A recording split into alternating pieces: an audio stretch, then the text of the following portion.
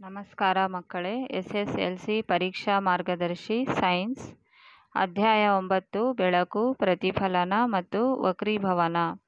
ಅಧ್ಯಾಯ 11 ವಿದ್ಯುತ್ ಶಕ್ತಿ. ಅಧ್ಯಾಯ 12 ವಿದ್ಯುತ್ ಪ್ರವಾಹದ ಕಾಂತೀಯ ಪರಿಣಾಮಗಳು. ಅಧ್ಯಾಯ 9 ಬೆಳಕು, ಪ್ರತಿಫಲನ ಮತ್ತು ವಕ್ರೀಭವನ. ಮೊದಲನೇ ಪ್ರಶ್ನೆ, ಬೆಳಕಿನ ಕಿರಣ ಎಂದರೇನು?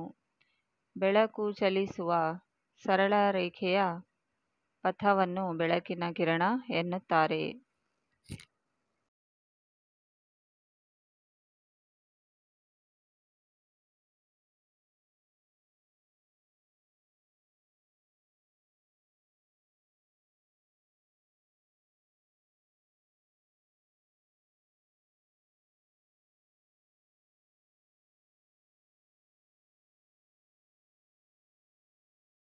ಎರಡನೇ ಪ್ರಶ್ನೆ, ಬೆಳಕಿನ ಪ್ರತಿಫಲನ ಎಂದರೇನು? ಬೆಳಕಿನ ಕಿರಣವು ಒಂದು ಮೇಲ್ಮೈಗೆ ತಾಗಿ ಮರಳಿ ಅದೇ ಮಾಧ್ಯಮದಲ್ಲಿ ಚಲಿಸುವ ವಿದ್ಯಮಾನಕ್ಕೆ ಬೆಳಕಿನ ಪ್ರತಿಫಲನ ಎನ್ನುತ್ತಾರೆ. ಮೂರನೇ ಪ್ರಶ್ನೆ, ನಿಮ್ನ ದರ್ಪಣ ಎಂದರೇನು? ಗೋಳಿಯ ದರ್ಪಣದ ಪ್ರತಿಫಲಿಸುವ ಮೇಲ್ಮೈ ಒಳಮುಖವಾಗಿ ಬಾಗಿದ್ದರೆ ಅದನ್ನು ನಿಮ್ನ ದರ್ಪಣ ಎನ್ನುತ್ತಾರೆ. ನಾಲ್ಕನೇ ಪ್ರಶ್ನೆ, ಪೀನ ದರ್ಪಣ ಎಂದರೇನು?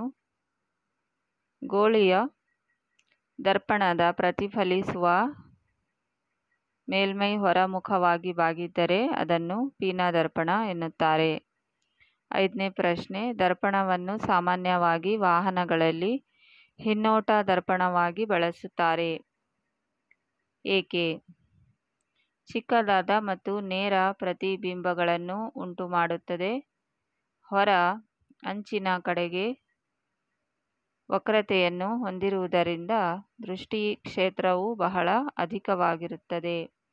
ಆರನೇ ಪ್ರಶ್ನೆ, ದರ್ಪಣದ ಧ್ರುವ ಪೋಲ್ ಎಂದರೇನು? ಇದನ್ನು ಯಾವ ಅಕ್ಷರದಿಂದ ಸೂಚಿಸುತ್ತಾರೆ? ಗೋಳೀಯ ದರ್ಪಣದ ಮಧ್ಯಬಿಂದು ಅಥವಾ ಕೇಂದ್ರಬಿಂದು, ಇದನ್ನು P ಎಂಬ ಅಕ್ಷರದಿಂದ ಸೂಚಿಸುತ್ತಾರೆ. ಏಳನೇ ಪ್ರಶ್ನೆ, ದರ್ಪಣದ ವಕ್ರತಾ ಕೇಂದ್ರ ಸೆಂಟರ್ ಆಫ್ ಕರ್ವೇಚರ್ ಎಂದರೇನು? ಇದನ್ನು ಯಾವ ಅಕ್ಷರದಿಂದ ಗುರುತಿಸುತ್ತಾರೆ? ಗೋಳೀಯ ದರ್ಪಣದ ಪ್ರತಿಫಲಿಸುವ ಮೇಲ್ಮೈ ಗೋಳದ ಒಂದು ಭಾಗವನ್ನು ರೂಪಿಸುತ್ತದೆ. ಈ ಗೋಳವು ಕೇಂದ್ರವನ್ನು ಹೊಂದಿದೆ. ಈ ಕೇಂದ್ರ ಬಿಂದುವನ್ನು ಗೋಳೀಯ ದರ್ಪಣ ವಕ್ರತಾ ಕೇಂದ್ರ ಎನ್ನುವರು. ಇದನ್ನು C ಎಂಬ ಅಕ್ಷರದಿಂದ ಗುರುತಿಸುತ್ತಾರೆ. ಎಂಟನೇ ಪ್ರಶ್ನೆ, ದರ್ಪಣದ ವಕ್ರತಾ ತ್ರಿಜ್ಯ ರೇಡಿಯಸ್ ಆಫ್ ಕರ್ವೇಚರ್ ಎಂದರೇನು? ಇದನ್ನು ಯಾವ ಅಕ್ಷರದಿಂದ ಪ್ರತಿನಿಧಿಸುವರು? ಗೋಳೀಯ ದರ್ಪಣದ ಪ್ರತಿಫಲಿಸಿದ ಭಾಗವನ್ನು ಹೊಂದಿರುವ ಗೋಳದ ತ್ರಿಜ್ಯವನ್ನು ದರ್ಪಣದ ವಕ್ರತಾ ತ್ರಿಜ್ಯ ಎಂದು ಕರೆಯುತ್ತಾರೆ. ಇದನ್ನು R ಎಂಬ ಅಕ್ಷರದಿಂದ ಪ್ರತಿನಿಧಿಸುವರು. ಒಂಬತ್ತನೇ ಪ್ರಶ್ನೆ, ಪ್ರಧಾನ ಅಕ್ಷ ಪ್ರಿನ್ಸಿಪಲ್ ಆಕ್ಸಿಸ್ ಎಂದರೇನು? ಗೋಳೀಯ ದರ್ಪಣದ ವಕ್ರತಾ ಕೇಂದ್ರ ಮತ್ತು ಧ್ರುವದ ಮೂಲಕ ಹಾದುಹೋಗುವ ಕಾಲ್ಪನಿಕ ಸರಳ ರೇಖೆಯನ್ನು ಪ್ರಧಾನ ಅಕ್ಷ ಎನ್ನುತ್ತಾರೆ. ಹತ್ತನೇ ಪ್ರಶ್ನೆ, ಪತನ ಕಿರಣ ಎಂದರೇನು? ಪ್ರತಿಫಲಿಸುವ ಮೇಲ್ಮೈನ ಮೇಲೆ ಬೀಳುವ ಬೆಳಕಿನ ಕಿರಣವೇ ಪತನ ಕಿರಣ. ಹನ್ನೊಂದನೇ ಪ್ರಶ್ನೆ, ಪ್ರತಿಫಲಿತ ಕಿರಣ ಎಂದರೇನು? ಪ್ರತಿಫಲಿಸುವ ಮೇಲ್ಮೈನಿಂದ ಪ್ರತಿಫಲಿಸಲ್ಪಟ್ಟ ಬೆಳಕಿನ ಕಿರಣವೇ ಪ್ರತಿಫಲಿತ ಕಿರಣ. ಹನ್ನೆರಡನೇ ಪ್ರಶ್ನೆ, ನಿಮ್ನ ದರ್ಪಣದ ಸಂಗಮ ಬಿಂದು ಎಂದರೇನು? ಪ್ರಧಾನಾಕ್ಷಕ್ಕೆ ಸಮಾಂತರವಾಗಿ ಹಲವಾರು ಕಿರಣಗಳು ನಿಮ್ನ ದರ್ಪಣದ ಮೇಲೆ ಬಿದ್ದು ಅವುಗಳ ಪ್ರತಿಫಲಿಸಿ ಪ್ರಧಾನ ಅಕ್ಷದ ಮೇಲಿರುವ ಒಂದು ಬಿಂದುವಿನಲ್ಲಿ ಸಂಧಿಸುತ್ತದೆ. ಈ ಬಿಂದುವನ್ನು ನಿಮ್ನ ದರ್ಪಣದ ಸಂಗಮ ಬಿಂದು ಎನ್ನುವರು. 13ನೇ ಪ್ರಶ್ನೆ, ಪೀನ ದರ್ಪಣದ ಸಂಗಮ ಬಿಂದು ಎಂದರೇನು? ಪೀನ ದರ್ಪಣದಿಂದ ಪ್ರತಿಫಲಿಸಲ್ಪಟ್ಟ ಕಿರಣಗಳು ಪ್ರಧಾನಾಕ್ಷದ ಮೇಲಿರುವ ಒಂದು ಬಿಂದುವಿನಿಂದ ಬಂದಂತೆ ಭಾಸವಾಗುತ್ತದೆ. ಈ ಬಿಂದುವನ್ನು ಪೀನ ದರ್ಪಣದ ಸಂಗಮ ಬಿಂದು ಎನ್ನುವರು.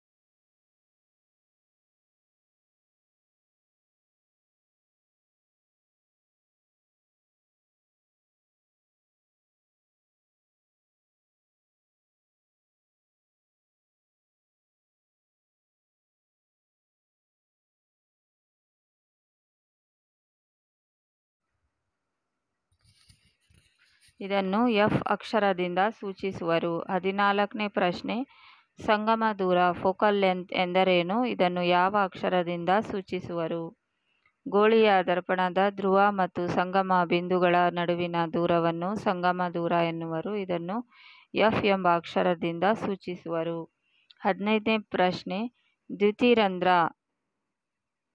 ಅಪರ್ಚರ್ ಎಂದರೇನು? ಗೋಳೀಯ ದರ್ಪಣದ ಪ್ರತಿಫಲಿಸುವ ಮೇಲ್ಮೆಯ ವ್ಯಾಸವನ್ನು ದ್ಯುತಿರಂಧ್ರ ಎಂದು ಕರೆಯುತ್ತಾರೆ. ಎಂಎನ್ ದೂರವು ದ್ಯುತಿರಂಧ್ರವನ್ನು ಪ್ರತಿನಿಧಿಸುತ್ತದೆ. 16ನೇ ಪ್ರಶ್ನೆ, ಕಾರ್ಟೀಸಿಯನ್ ಸಾಂಪ್ರದಾಯಿಕ ಸಂಕೇತಗಳು ಎಂದರೇನು? ಗೋಳೀಯ ದರ್ಪಣಗಳಲ್ಲಿ ಬೆಳಕಿನ ಪ್ರತಿಫಲನದ ಕುರಿತು ಅಭ್ಯಾಸ ಮಾಡುವಾಗ ಅನುಸರಿಸಬೇಕಾದ ಸಂಕೇತಗಳನ್ನು ಕಾರ್ಟೀಸಿಯನ್ ಸಾಂಪ್ರದಾಯಿಕ ಸಂಕೇತಗಳು ಎನ್ನುವರು. 17ನೇ ಪ್ರಶ್ನೆ, ದರ್ಪಣದ ಸೂತ್ರ ಬರೆದು ಅದರ ಪ್ರತೀಕಗಳನ್ನು ಹೆಸರಿಸಿ. 1/v + 1/u = 1/f. v = ಪ್ರತಿಬಿಂಬದ ದೂರ.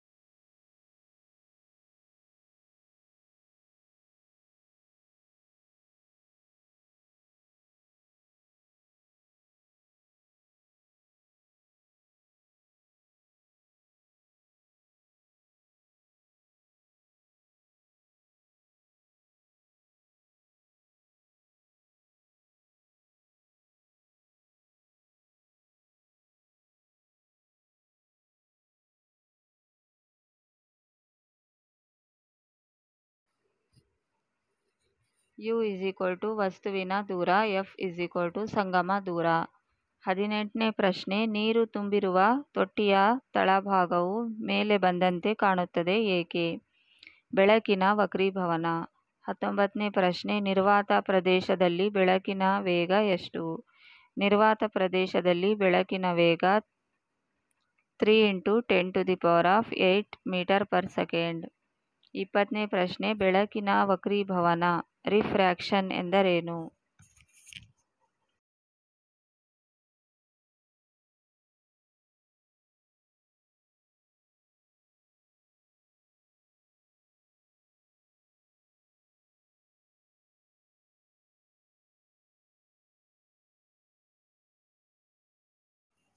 ಬೆಳಕು ಒಂದು ಮಾಧ್ಯಮದಿಂದ ಇನ್ನೊಂದು ಮಾಧ್ಯಮಕ್ಕೆ ಓರೆಯಾಗಿ ಚಲಿಸುವಾಗ ಎರಡನೇ ಮಾಧ್ಯಮದಲ್ಲಿ ಪ್ರಸರಣ ದಿಕ್ಕು ಬದಲಾಗುತ್ತದೆ.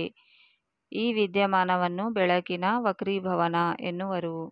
21ನೇ ಪ್ರಶ್ನೆ, ಮಸೂರ ಎಂದರೇನು? ಒಂದು ಅಥವಾ ಎರಡು ಗೋಳೀಯ ಮೇಲ್ಮೈಗಳನ್ನು ಹೊಂದಿರುವ ಪಾರದರ್ಶಕ ವಸ್ತುವನ್ನು ಮಸೂರ ಎನ್ನುವರು. 22ನೇ ಪ್ರಶ್ನೆ, ಪೀನ ಮಸೂರ ಎಂದರೇನು? ಅಂಚಿನಲ್ಲಿ ತೆಳುವಾಗಿದ್ದು ಮಧ್ಯದಲ್ಲಿ ದಪ್ಪನಾಗಿದ್ದರೆ ಅಂತಹ ಮಸೂರವನ್ನು ಪೀನ ಮಸೂರ ಎನ್ನುತ್ತಾರೆ. 23ನೇ ಪ್ರಶ್ನೆ, ನಿಮ್ನ ಮಸೂರ ಎಂದರೇನು? ಅಂಚಿನಲ್ಲಿ ದಪ್ಪನಾಗಿದ್ದು ಮಧ್ಯದಲ್ಲಿ ತೆಳುವಾಗಿದ್ದರೆ ಅಂತಹ ಮಸೂರವನ್ನು ನಿಮ್ನ ಮಸೂರ ಎನ್ನುತ್ತಾರೆ. 24ನೇ ಪ್ರಶ್ನೆ, ಯಾವಾಗಲೂ ಮಿಥ್ಯ ನೇರ ಪ್ರತಿಬಿಂಬವನ್ನು ಉಂಟುಮಾಡುವ ಮಸೂರ ಯಾವುದು? ನಿಮ್ನ ಮಸೂರ.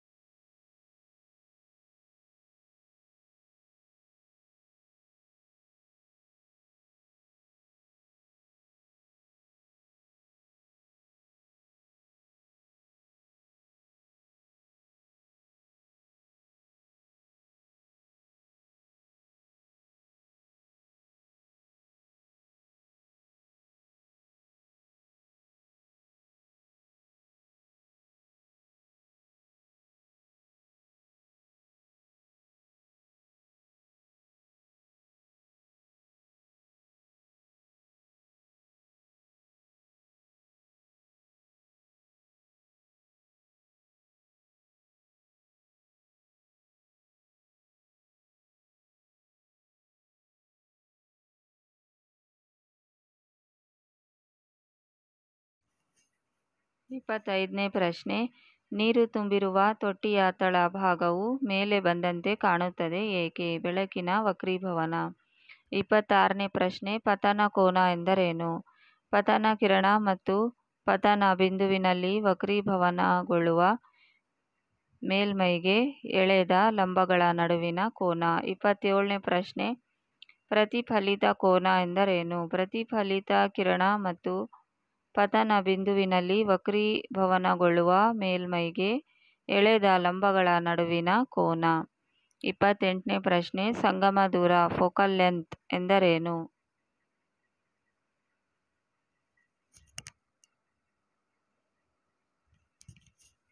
ಇದನ್ನು ಯಾವ ಅಕ್ಷರದಿಂದ ಸೂಚಿಸುವರು? ಮಸೂರದ ಪ್ರಧಾನ ಸಂಗಮ ಮತ್ತು ದೃಕ್ಕೇಂದ್ರಗಳ ನಡುವಿನ ದೂರವನ್ನು ಸಂಗಮ ದೂರ ಎನ್ನುತ್ತಾರೆ. ಇದನ್ನು ಎಫ್ ಎಂಬ ಅಕ್ಷರದಿಂದ ಸೂಚಿಸುವರು. 29ನೇ ಪ್ರಶ್ನೆ. ಪೀನ ಮಸೂರದ ಪ್ರಧಾನ ಸಂಗಮ ಎಂದರೇನು? ಪೀನ ಮಸೂರದ ಮೇಲೆ ಪ್ರಧಾನಾಕ್ಷಕ್ಕೆ ಸಮಾಂತರವಾಗಿ ಬೀಳುವ ಬೆಳಕಿನ ಕಿರಣಗಳು ಮಸೂರದಿಂದ ವಕ್ರೀಭವಿಸಿದ ನಂತರ ಪ್ರಧಾನ ಅಕ್ಷದ ಒಂದು ಬಿಂದುವಿನಲ್ಲಿ ಕೇಂದ್ರೀಕರಿಸುತ್ತವೆ. ಪ್ರಧಾನ ಅಕ್ಷದ ಈ ಬಿಂದುವನ್ನು ಪೀನ ಮಸೂರದ ಪ್ರಧಾನ ಸಂಗಮ ಎನ್ನುತ್ತಾರೆ. 30ನೇ ಪ್ರಶ್ನೆ. ದ್ಯುತಿರಂಧ್ರ ಅಪರ್ಚರ್ ಎಂದರೇನು? ಗೋಳೀಯ ಮಸೂರದ ವೃತ್ತಾಕಾರ ಸೀಮಾರೇಖೆಯ ವ್ಯಾಸವನ್ನು ಅದರ ದ್ಯುತಿರಂಧ್ರ ಎನ್ನುತ್ತಾರೆ. 31ನೇ ಪ್ರಶ್ನೆ. ವರ್ಧನೆ ಮ್ಯಾಗ್ನಿಫಿಕೇಶನ್ ಎಂದರೇನು? ಇದನ್ನು ಯಾವ ಅಕ್ಷರದಿಂದ ಸೂಚಿಸುತ್ತಾರೆ? ವಸ್ತುವಿನ ಗಾತ್ರ ಮತ್ತು ಪ್ರತಿಬಿಂಬದ ಗಾತ್ರಗಳ ನಡುವಿನ ಅನುಪಾತವನ್ನು ವರ್ಧನೆ ಎನ್ನುವರು. ಇದನ್ನು ಎಂ ಅಕ್ಷರದಿಂದ ಸೂಚಿಸುವರು.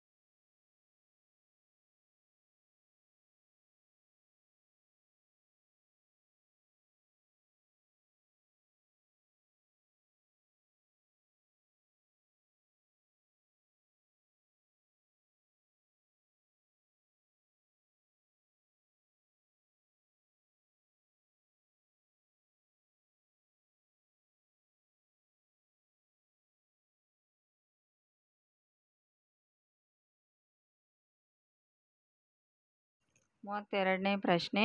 ವರ್ಧನೆಯನ್ನು ಕಂಡುಹಿಡಿಯುವ ಸೂತ್ರ ಬರೆಯಿರಿ. ಎಂ ವಿ/ಯು.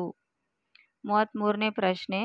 ಒಂದು ಗೋಳೀಯ ಮಸೂರದ ವಕ್ರತಾ ತ್ರಿಜ್ಯವು 20 ಸೆಂಟಿಮೀಟರ್ ಆಗಿದೆ. ಹಾಗಾದರೆ ಅದರ ಸಂಗಮ ದೂರ ಎಷ್ಟು? r 2 × f. f r/2.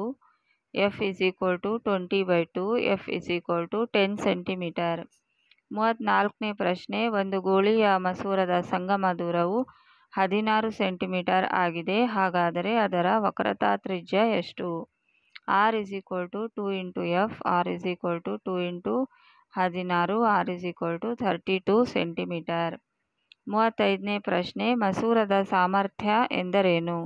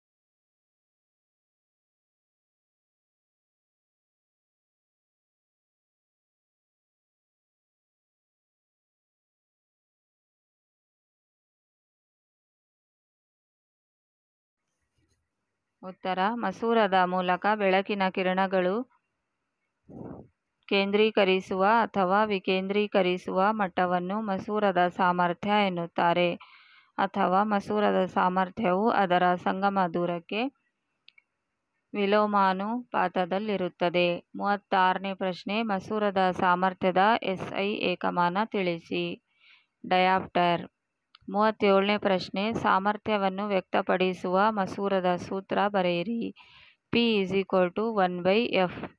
38ನೇ ಪ್ರಶ್ನೆ, ಒಂದು ಮಸೂರದ ಸಂಗಮ ದೂರವು 100 ಸೆಂಟಿಮೀಟರ್ ಆಗಿದೆ, ಹಾಗಾದರೆ ಅದರ ಸಾಮರ್ಥ್ಯ ಎಷ್ಟು? P = 1/f. ಒಂದು ವೇಳೆ ಸಂಗಮ ದೂರವನ್ನು cm ಗಳಲ್ಲಿ ಕೊಟ್ಟಿದ್ದರೆ 100 ಸೆಂಟಿಮೀಟರ್ = 1 ಮೀಟರ್. P = 100/100 1 d. 39ನೇ ಪ್ರಶ್ನೆ, ವಕ್ರೀಭವನ ಸೂಚ್ಯಂಕ ಎಂದರೇನು? ನಿರ್ವಾತದಲ್ಲಿನ ಬೆಳಕಿನ ವೇಗ ಮತ್ತು ಮಾಧ್ಯಮದಲ್ಲಿನ ಬೆಳಕಿನ ವೇಗದ ನಿಷ್ಪತ್ತಿಯನ್ನು ಮಾಧ್ಯಮದ ವಕ್ರೀಭವನ ಸೂಚ್ಯಂಕ ಎನ್ನುವರು. 40ನೇ ಪ್ರಶ್ನೆ, ವಜ್ರದ ವಕ್ರೀಭವನ ಸೂಚ್ಯಂಕ 2.42 ಇದೆ. ಈ ಹೇಳಿಕೆಯ ಅರ್ಥವೇನು? ಗಾಳಿಯಲ್ಲಿ ಬೆಳಕಿನ ವೇಗ ಮತ್ತು ವಜ್ರದ ಬೆಳಕಿನ ವೇಗಗಳ ಅನುಪಾತ 2.42 ಇದೆ. 41ನೇ ಪ್ರಶ್ನೆ, ಡಯಾಪ್ಟರ್ ಅನ್ನು ವ್ಯಾಖ್ಯಾನಿಸಿ.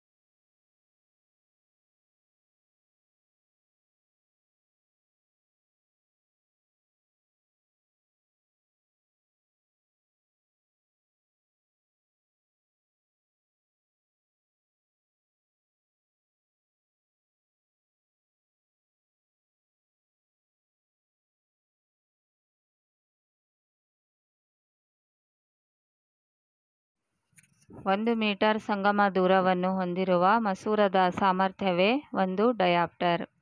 42ನೇ ಪ್ರಶ್ನೆ, ಒಂದು ಮಸೂರದ ಸಾಮರ್ಥ್ಯ -2.0 d ಆದಾಗ ಅದು ಯಾವ ವಿಧದ ಮಸೂರವಾಗಿರುತ್ತದೆ? ನಿಮ್ನ ಮಸೂರ. 43ನೇ ಪ್ರಶ್ನೆ, ಒಂದು ಮಸೂರದ ಸಾಮರ್ಥ್ಯ +2.0 d ಆದಾಗ ಅದು ಯಾವ ವಿಧದ ಮಸೂರವಾಗಿರುತ್ತದೆ? ಪೀನ ಮಸೂರ. 44ನೇ ಪ್ರಶ್ನೆ, ಗಾಳಿಯಲ್ಲಿ ಚಲಿಸುತ್ತಿರುವ ಬೆಳಕಿನ ಒಂದು ಕಿರಣವು ಓರೆಯಾಗಿ ನೀರನ್ನು ಪ್ರವೇಶಿಸುತ್ತದೆ.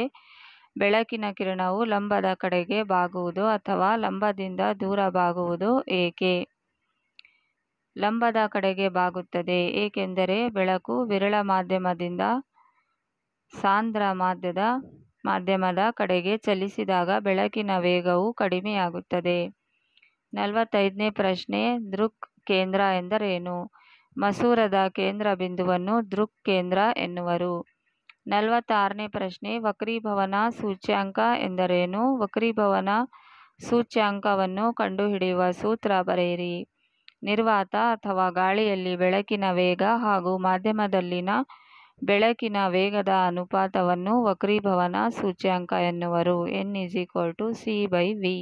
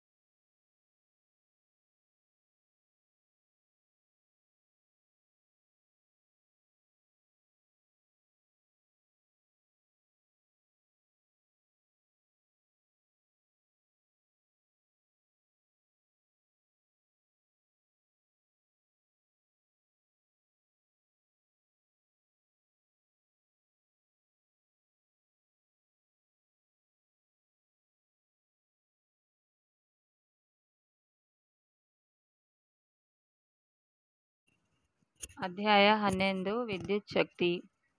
ಮೊದಲನೇ ಪ್ರಶ್ನೆ, ವಿದ್ಯುತ್ ಶಕ್ತಿ ಎಂದರೇನು? ಒಂದು ಏಕಮಾನ ಕಾಲದಲ್ಲಿ ವಿದ್ಯುದಾವೇಶ ಕಣಗಳ ಚಲನೆಯಿಂದ ಪಡೆದುಕೊಂಡ ಶಕ್ತಿಗೆ ವಿದ್ಯುತ್ ಶಕ್ತಿ ಎನ್ನುವರು.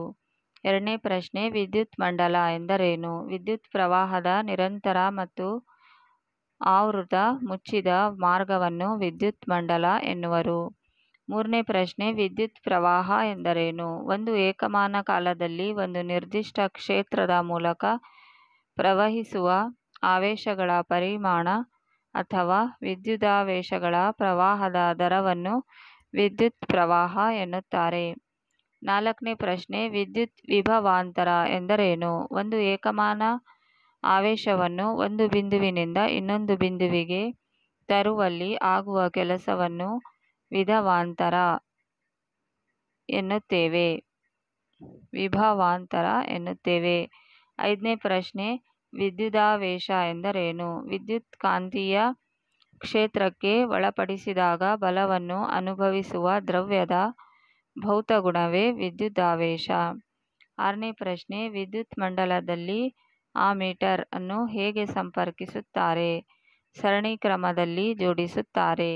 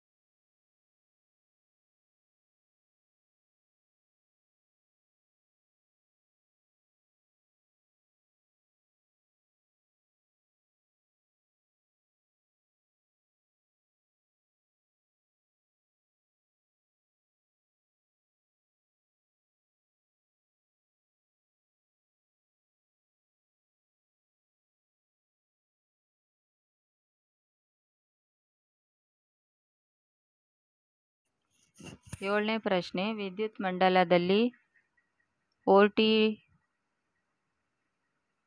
ವೋಲ್ಟ್ ಮೀಟರ್ ಅನ್ನು ಹೇಗೆ ಸಂಪರ್ಕಿಸುತ್ತಾರೆ?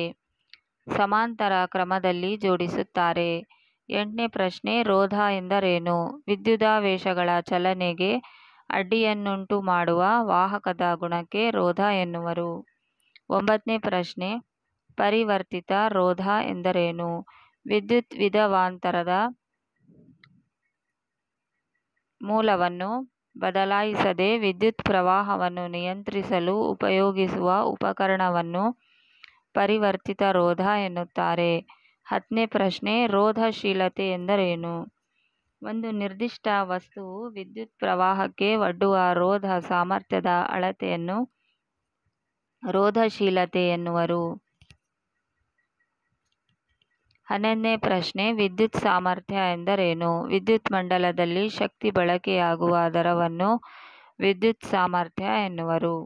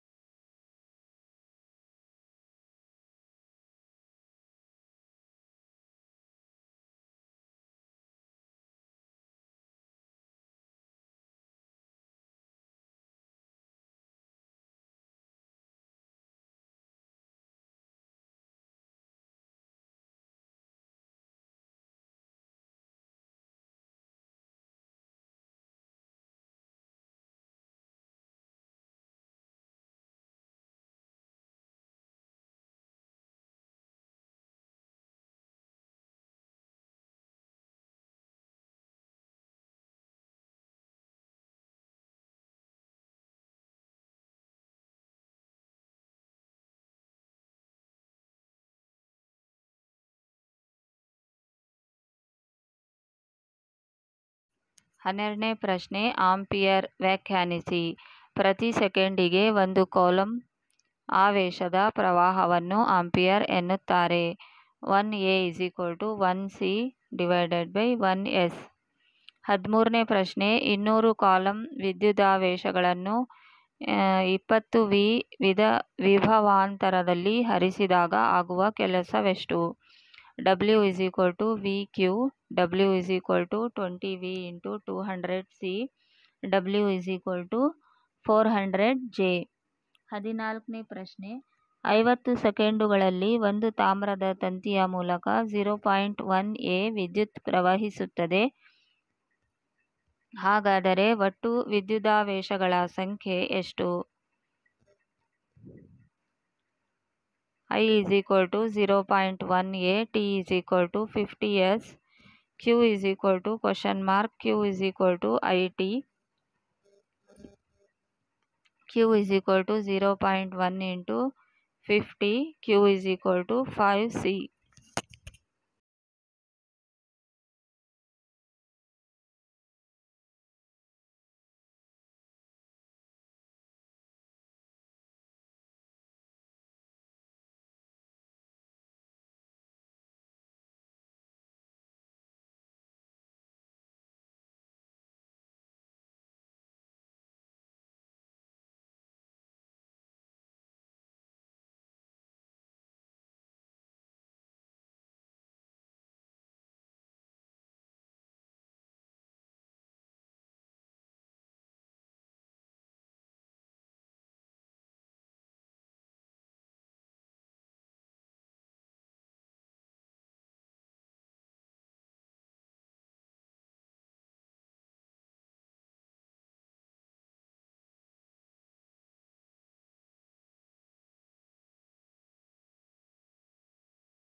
ಹದಿನೈದನೇ ಪ್ರಶ್ನೆ ಒಂದು ಕಾಲಂನಲ್ಲಿ ಎಷ್ಟು ಎಲೆಕ್ಟ್ರಾನ್ಗಳಿರುತ್ತವೆ? ಒಂದು ಕೂಲಂಬ್ = 6 × 1018 ಎಲೆಕ್ಟ್ರಾನ್ಗಳ ವಿದ್ಯುದಾವೇಶಕ್ಕೆ ಸಮನಾಗಿದೆ. 16ನೇ ಪ್ರಶ್ನೆ 1 ಆಮೀಟರ್ನ ರೋಧವೆಷ್ಟು? 0. 17ನೇ ಪ್ರಶ್ನೆ ಸಾಮರ್ಥ್ಯ, ವಿದ್ಯುತ್ ಪ್ರವಾಹ ಮತ್ತು ವಿದ್ಯುತ್ ವಿಭವ ಇವುಗಳಿಗಿರುವ ಸಂಬಂಧವೇನು? P = VI. 18ನೇ ಪ್ರಶ್ನೆ ಬಲ್ಬ್ನ ತಂತು ಹೆಚ್ಚು ದ್ರವದ ಬಿಂದುವನ್ನು ಹೊಂದಿರುತ್ತದೆ ಏಕೆ?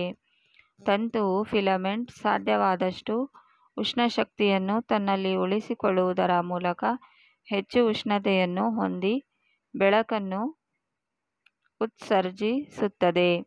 19ನೇ ಪ್ರಶ್ನೆ ವಿದ್ಯುತ್ ವಿಭವ ಎಂದರೇನು? ವಿದ್ಯುದಾಗ್ರಗಳ ಎರಡು ಬಿಂದುಗಳ ನಡುವಿನ ಅಂತರಕ್ಕೆ ವಿದ್ಯುತ್ ವಿಭವ ಎನ್ನುವರು. 20ನೇ ಪ್ರಶ್ನೆ ವಿದ್ಯುತ್ ಸಾಮರ್ಥ್ಯ ಎಂದರೇನು? ವಿದ್ಯುತ್ ಸಾಮರ್ಥ್ಯವನ್ನು ಕಂಡುಹಿಡಿಯಲು ಉಪಯೋಗಿಸುವ ಯಾವುದಾದರೂ ಎರಡು ಸೂತ್ರಗಳನ್ನು ಬರೆಯಿರಿ.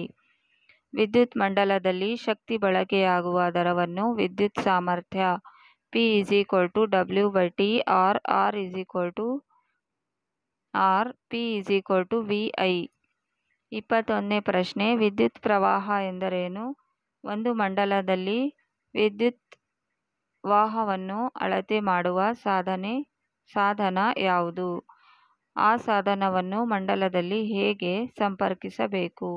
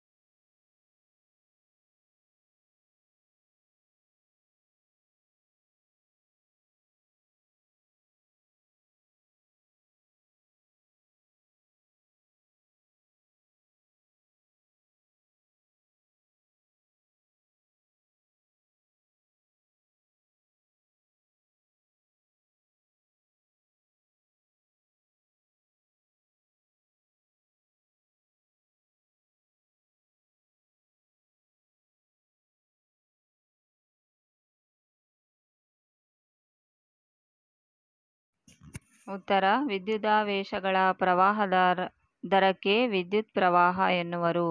ವಿದ್ಯುತ್ ಪ್ರವಾಹವನ್ನು ಅಳೆಯುವ ಸಾಧನ ಆಮೀಟರ್. ಆಮೀಟರ್ ಅನ್ನು ಮಂಡಲದಲ್ಲಿ ಯಾವಾಗಲೂ ಸರಣಿ ಕ್ರಮದಲ್ಲಿ ಜೋಡಿಸಬೇಕು.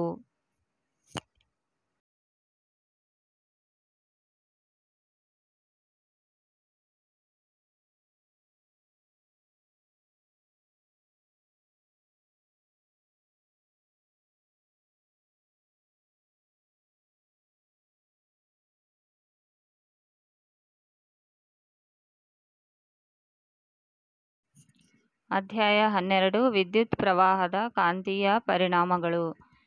ಮೊದಲನೇ ಪ್ರಶ್ನೆ,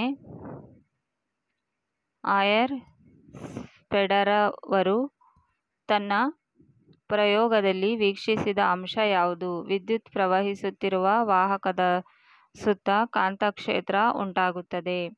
ಎರಡನೇ ಪ್ರಶ್ನೆ, ವಿದ್ಯುತ್ ಪ್ರವಹಿಸುತ್ತಿರುವ ನೇರ ವಾಹಕದಲ್ಲಿರುವ ಕಾಂತಕ್ಷೇತ್ರದ ದಿಕ್ಕನ್ನು ಹೇಗೆ ತಿಳಿಯಬಹುದು? ಬಲಗೈ ಹೆಬ್ಬೆರಳ ನಿಯಮದ ಸಹಾಯದಿಂದ ತಿಳಿಯಬಹುದು.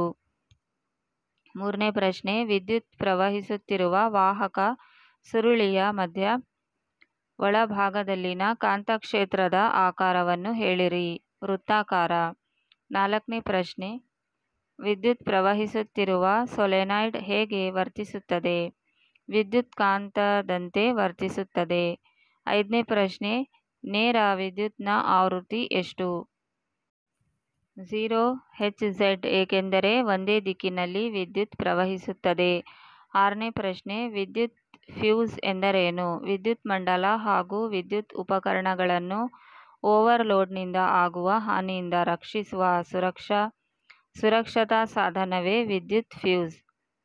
ಏಳನೇ ಪ್ರಶ್ನೆ, ಸೊಲೆನಾಯ್ಡ್ ಎಂದರೇನು?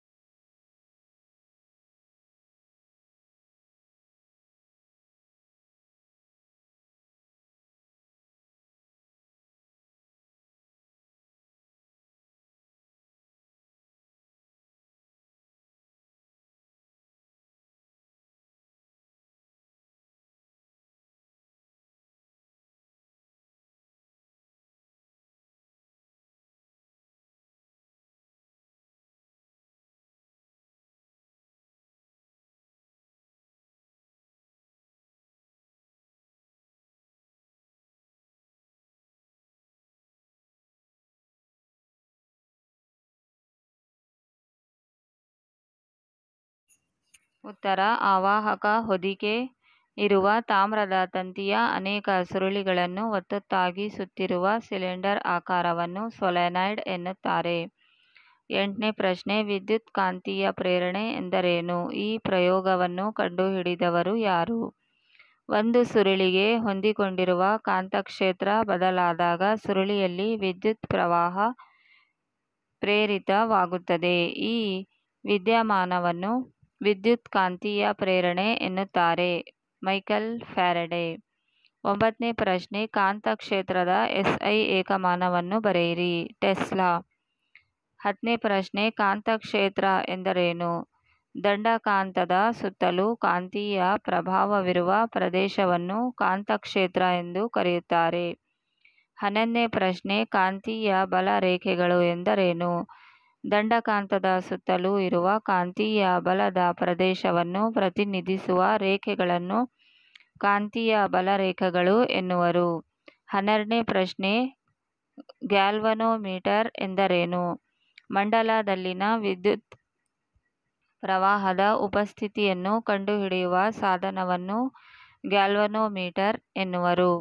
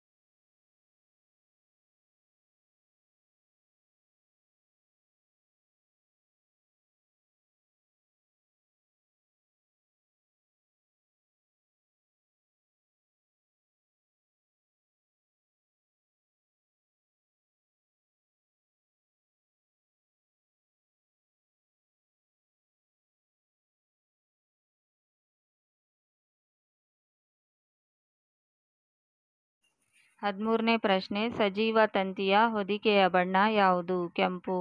14ನೇ ಪ್ರಶ್ನೆ ಸಜೀವ ತಂತಿಯ ವಿಭವ ಎಷ್ಟು? 220 ವಿ. 15ನೇ ಪ್ರಶ್ನೆ ತಟಸ್ಥ ತಂತಿಯ ಹೊದಿಕೆಯ ಬಣ್ಣ ಯಾವುದು? ಕಪ್ಪು. 16ನೇ ಪ್ರಶ್ನೆ ತಟಸ್ಥ ತಂತಿಯ ವಿಭವ ಎಷ್ಟು? 0 ವಿ. 17ನೇ ಪ್ರಶ್ನೆ ಸಜೀವ ಮತ್ತು ತಟಸ್ಥ ತಂತಿಗಳ ನಡುವಿನ ವಿಭವಾಂತರ ಎಷ್ಟು? 220 ವಿ. 18ನೇ ಪ್ರಶ್ನೆ ಭೂಸಂಪರ್ಕ ತಂತಿಯ ಹೊದಿಕೆಯ ಬಣ್ಣ ಯಾವುದು? ಹಸಿರು. 19ನೇ ಪ್ರಶ್ನೆ ಓವರ್ಲೋಡ್ ಎಂದರೇನು?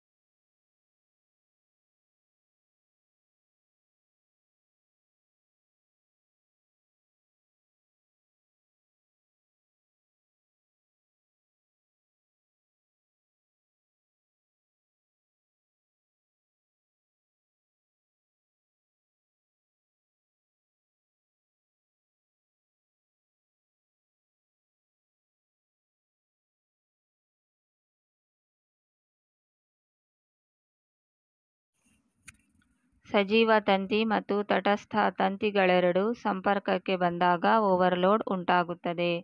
20ನೇ ಪ್ರಶ್ನೆ ವಿದ್ಯುತ್ಕಾಂತೀಯ ಪ್ರೇರಣೆ ಎಂದರೇನು?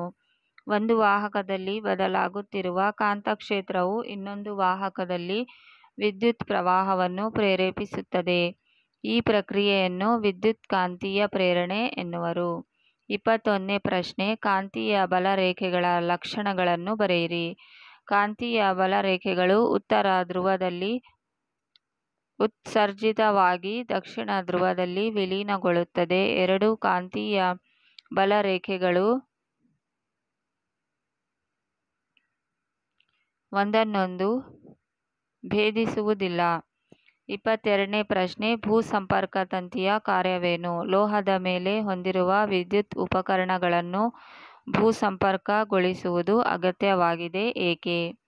ಇದು ಅಧಿಕ ಪ್ರಮಾಣದ ವಿದ್ಯುತ್ತನ್ನು ಭೂಮಿಗೆ ವರ್ಗಾಯಿಸಿ ವಿಭವಾಂತರವನ್ನು ಸರಿದೂಗಿಸುತ್ತದೆ. ಇದು ಹಸಿರು ಅವಾಹಕ ಹೊದಿಕೆಯನ್ನು ಹೊಂದಿದ್ದು ಭೂಮಿಯಲ್ಲಿ ಹೊರಲಾದ ಲೋಹದ ತಟ್ಟೆಗೆ ಸಂಪರ್ಕಿಸಿರುತ್ತಾರೆ. ಇದನ್ನ ಲೋಹದ ಮೇಲೆ ಹೊಂದಿರುವ ಉಪಕರಣಗಳ ಸುರಕ್ಷತೆಗಾಗಿ ಬಳಸುತ್ತಾರೆ. ಯಾವುದೇ ರೀತಿಯ ವಿದ್ಯುತ್ ಸೋರಿಕೆಯಾದರೆ ಆವೇಶಗಳನ್ನು ಭೂಮಿಗೆ ವರ್ಗಾಯಿಸಿ ಆಘಾತಗಳನ್ನು ತಪ್ಪಿಸುತ್ತದೆ. 23ನೇ ಪ್ರಶ್ನೆ ಗೃಹ ವಿದ್ಯುತ್ ಮಂಡಲಗಳಲ್ಲಿ ಉಂಟಾಗುವ ಓವರ್ಲೋಡ್ ಅನ್ನು ತಪ್ಪಿಸಲು ಯಾವ ಮುನ್ನೆಚ್ಚರಿಕೆ ಕ್ರಮಗಳನ್ನು ತೆಗೆದುಕೊಳ್ಳಬೇಕು? ವಿದ್ಯುತ್ ಆಧಾರಿತ ಕಾರ್ಯನಿರ್ವಹಿಸುವ ಹಲವು ಉಪಕರಣಗಳನ್ನು ಒಂದೇ ಸಾಕೆಟ್ಗೆ ಜೋಡಿಸಬಾರದು. ಹಲವು ಉಪಕರಣಗಳನ್ನು ಏಕಕಾಲದಲ್ಲಿ ಬಳಸಬಾರದು.